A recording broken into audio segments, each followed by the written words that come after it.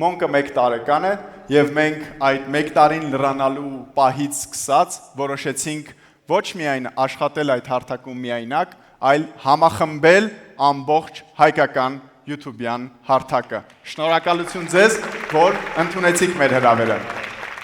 Մեր նպատակն է ստեղծել կապ, շփում մեր բոլորի միջև, քանի որ մենք ծառայում ենք մեկ նպատակի, դարձնում ենք մեդիա դաշտը ել ավելի հետաքրքիր եւ բարձրացնում ենք եւ